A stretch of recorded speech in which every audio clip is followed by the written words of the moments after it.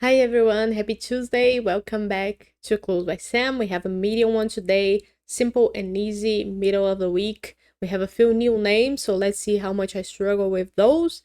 And if you don't know what Close by Sam is, it is a daily logic puzzle game that varies from easy to sometimes evil along the week, and it gets harder along the week. So today is a good day to start if you want to. The link is in the description. We play this every day here in the channel, and in it there are 20 people. Each of them we gotta make sure that we know if they are a criminal or an innocent using the clues that they themselves give us, so there's no guessing involved.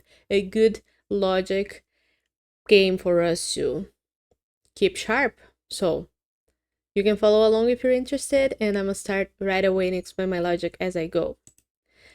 We start with Ruby telling us that two of her three criminal neighbors also neighbor Zena. So Ruby and Zena, who is here in last place column C, they share two people. If two of those are criminals, then that means that both are criminals. And that Ruby has only one more criminal neighboring her because she has three criminals total neighboring her. So either Karen or Logan or Vijesh are gonna be the last criminal neighbor for Ruby. Now, Salil gives us a new clue. There are exactly two incenses to the right of Hank. So there's two people to the right of Hank. Both of those are incense, and we can dismiss Salil's clue clicking on it. Now, Jane gives us a new clue. Both criminals in column D are connected. So Jane herself is in column D, and she's not a criminal. And she is separating Eli from the rest of the people in that column. So that means that Eli couldn't be a criminal because he wouldn't be connected to the second criminal that we have to have in that column. But of the other three people that are in that column, Umar is the only one connected to any others who could be criminals. So that makes Umar one of those criminals, and either Peter or Yamini, the second criminal. And that also makes Eli an innocent. So I'm marking those with tags on the top of them. Tags of the same color means they are opposites. Now, Eli gives us a new clue saying that exactly two instances above Yamini are neighboring Martin. So, Martin has two people who are above Yamini and neighbor him who could be innocents. One of them already is, that's Jane. The second one has to be Peter because the third person to neighbor Martin in above Yamini is Umar, and they are already a criminal. So we know now that Peter is an innocent, which makes Yamini herself a criminal that tells the truth. Peter says that exactly one teacher has a criminal directly to the right of them. So we have two teachers total, Martin and Wanda. Only one of them has a criminal to their right. Well, Martin already has a person to their right who is not a criminal, that's Peter. So that means that the other teacher has to have a criminal to their right, and that makes Zena a criminal. And we don't need Peter's clue anymore, so we click on it to dismiss it.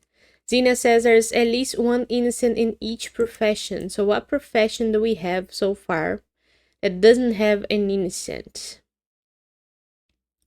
Judges? We have Salil with judge. Any other judges? This is hard to scan. Tina is a judge. And there's no other judges that I can see. Oh, there's Zena herself. She's a judge. But yeah, judges so far have no innocents among them, so that makes Tina, the last judge, an innocent. And now Tina says there's only one innocent in row 5. There's only one person left in row 5, so that has to be the innocent. And now Vijesh says that, oh, going back to Ruby having one more criminal neighbor, now we know that Karen and Logan are opposites because only one of them is going to be a criminal. So same tags. Vijesh says that a non number of Salil's neighbors in row 3 are innocent. So good thing that I remember that Ruby has only one criminal neighboring her here in row 3, because that puts an odd number of neighbors for Salil being innocent in row 3 already. That's either Karen or Logan. That's one innocent and one is an odd number. So the third person to neighbor Salil in row 3 couldn't be an innocent because that will make two innocents, which would be an even number. So Martin has to be a criminal. I hope you could follow that. Martin is saying straight that Chloe is innocent, so we know that. Sorry about that. Now, Chloe says that column B is the only column with exactly 2 innocents. So column B has Chloe as one of those innocents. The second one is gonna either be Hank or Logan, right? Because we still need a second one and there's only those 2 people left. And I'm marking them as opposites with the lower tags because I can't use upper tags twice. I would like to, like, divide the upper tag. Or maybe have a second upper tag. I don't know. I would, more tags everywhere. I would like to have. So we don't get any new clues other than that. So we gotta go back and look at professions, I think. Because we still have the clue saying that each profession has at least 1 innocent. So do we have any other professions that don't have innocents?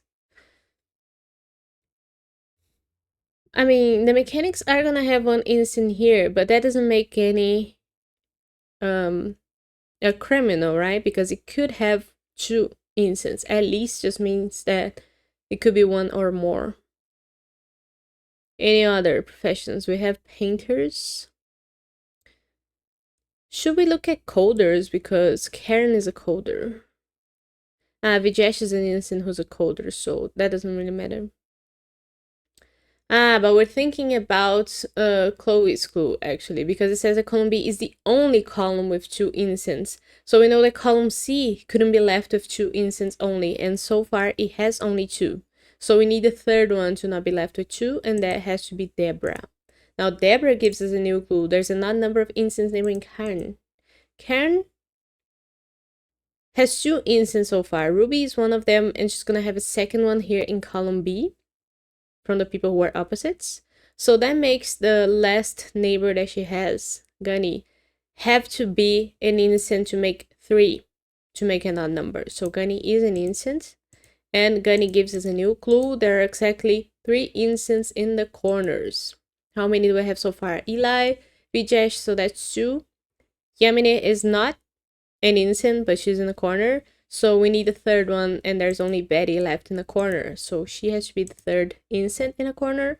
Betty says that only 1 row has no criminals, and that row is row 1, her own row. So we know that row 2 needs a criminal, and there's only 1 person left, who is Hank, and has to be a criminal. Hank being a criminal makes Logan an innocent, which makes Karen a criminal, and we are done the puzzle. Very nice. 7 minutes, that was a lot. That was a lot. But I did my deed explaining it very well, and I hope you enjoyed. I hope you enjoyed the puzzle as well. Let me know what you thought of it if you did play.